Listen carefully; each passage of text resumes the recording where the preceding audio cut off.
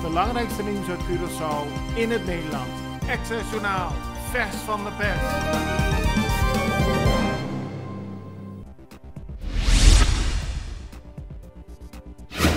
Vanochtend werden door gouverneur Lucille George Wout de nieuwe parlementariërs van Curaçao beëdigd. Het gaat om 20 parlementariërs. Nummer 21 moet nog komen van de lijst van de PAR. De beëdiging verliep voorspoedig en er werd rekening gehouden met alle coronamaatregelen. Na de beëdiging in het paleis van de gouverneur presenteerden de 20 nieuwe parlementariërs zich aan de pers. Na de beëdiging vond de eerste vergadering van het parlement plaats. Dat gebeurde in het PWFC-gebouw omdat daar beter de coronamaatregelen kunnen worden gehandhaafd. Een van de belangrijkste onderdelen van de nieuwe vergadering was de verkiezing van de nieuwe statenvoorzitter. Er werd afscheid genomen van Anna Maria Pauletta en Charity America van de partij MFK werd verkozen tot nieuwe statenvoorzitter. Roetmilde Larmonie Cecilia is verkozen tot vicepresident van de Staten.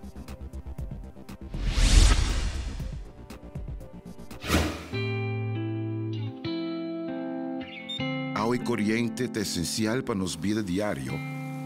E pensei Aqualectra ta honrar de por servir e de contribuir no bem-estar duradouro de nossa comunidade. Nós que chamamos danke para cumprir carga sempre conosco. E que outra maneira para mostrar nossa gratidão, oferecendo uma compensação.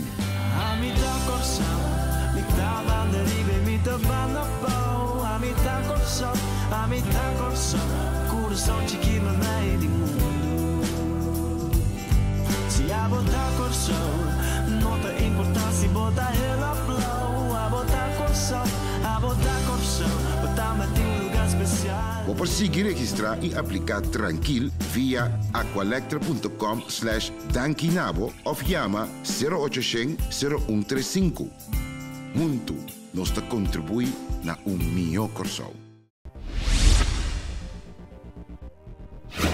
Bij de beëdiging van de nieuwe statenleden is er één persoon niet bij. Dat is minister-president Eugène Ruggenaat.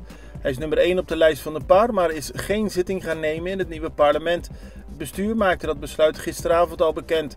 Daarmee kwam de ruimte vrij voor nummer 5 op de lijst, de 41-jarige minister van Onderwijs Steven Kroes. Ruggenaat, zelf 51, zegt dat hij het belangrijk vindt dat de PAR verjongt en meer ruimte biedt aan jongere politici. Ruggenaat blijft wel aan als leider van de partij. Gisteren vond de laatste vergadering plaats van het oude parlement.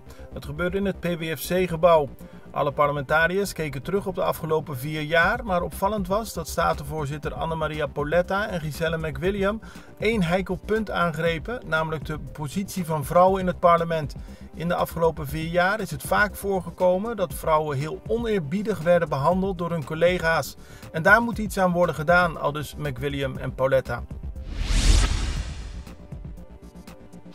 Good morning. Start your day the right way. The Greenhouse Restaurant is now serving breakfast. Come and enjoy the refreshing and relaxing morning from our famous terrace.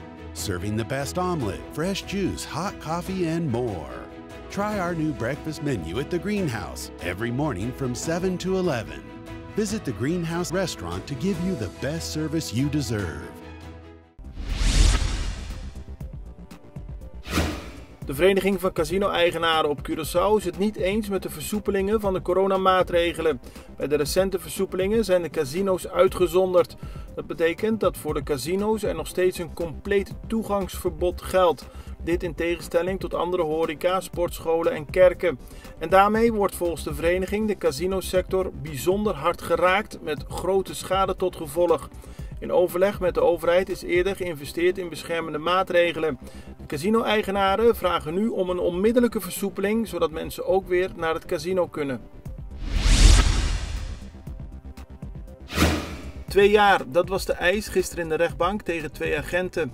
Ze worden verdacht van zware mishandeling van een verdachte begin vorig jaar. De man heeft daarbij onder meer 5 ribben gebroken. De agenten ontkennen hun mishandeling. Opvallend is dat een van de agenten ook vastzit in de zogenaamde oudpostzaak. Dat is een zaak waarbij verschillende agenten vastzitten op verdenking van inbraak en diefstal van drugs. Op Curaçao testte gisteren 1 persoon Op Curaçao testte gisteren 1 persoon positief op de coronatest. 15 mensen werden hersteld en 400 mensen testen negatief. Daarmee is het totaal aantal geregistreerde actieve gevallen op 148 gekomen. Wel heeft het coronavirus gisteren opnieuw 2 levens geëist. Daarmee staat het tellen van het aantal sterfgevallen op 116. Er liggen nog 31 coronapatiënten in het ziekenhuis, waarvan 20 op de intensive care. Het belangrijkste nieuws uit Curaçao in het Nederland. Access Journaal, vers van de pers.